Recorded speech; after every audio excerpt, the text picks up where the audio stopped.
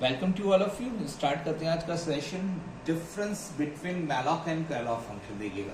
इससे पहले आपने कैलॉग और मैलॉक फंक्शन के बारे में पढ़ लिया है। फंक्शंस को कैसे आप शो करते हैं, सिंटैक्स आपने देख लिया था, दोनों का सिंटैक्स देख लिया, क्या क्या डिफरेंशिएट से उसमें भी कुछ हमने बताए थे।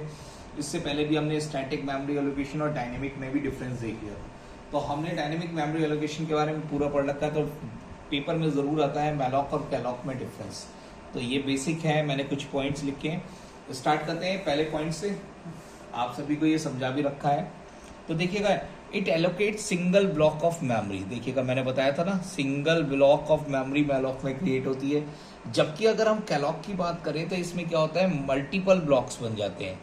जितनी आप मेमोरी लेना चाहते हैं उसके ब्लॉक्स बन जाते हैं, 1 बाई 1 2। मान लीजिए 5 आपको एलिमेंट चाहिए तो 5 ब्लॉक्स बन जाते हैं memory to a single variable, एक ही वेरिएबल के अंदर। इसमें क्या होता है, एक ही वेरिएबल का एक ही ब्लॉक बनता है। इसमें क्या होते हैं, एक वेरिएबल के अंदर मल्टीपल ब्लॉक्स बन जाते हैं।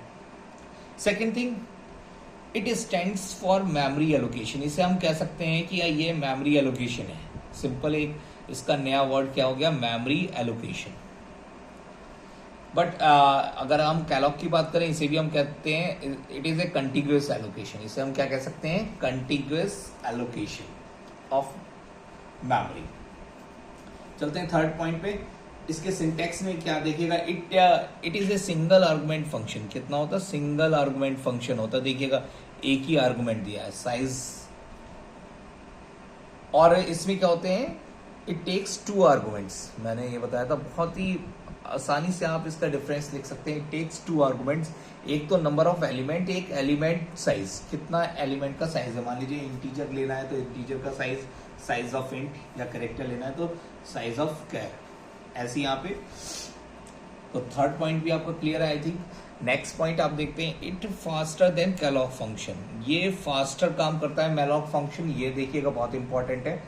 और ये अगर हम कैलॉग फंक्शन का यूज करते हैं तो ये स्लोअर रहता है, ये क्या रहता है, फास्टर रहता है। तो ये आपको डेफिनेशन जरूर लिख के आना डिफरेंस।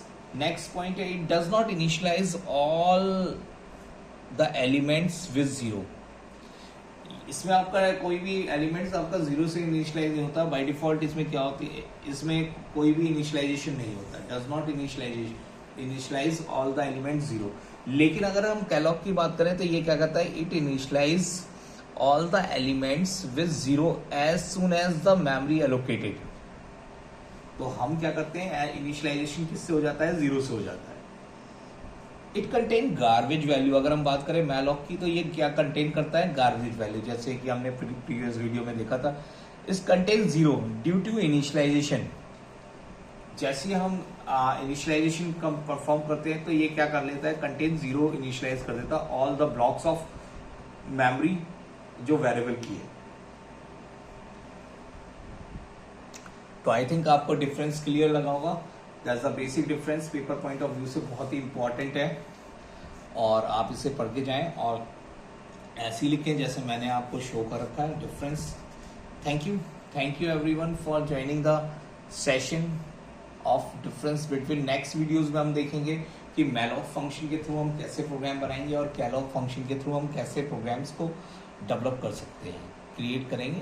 तो thank you to all for joining the new session मेरे। और सब please subscribe my YouTube channel lecture by Vikas Kumar. इसमें वीडियोस आपके आते ही रहेंगे। Thank you.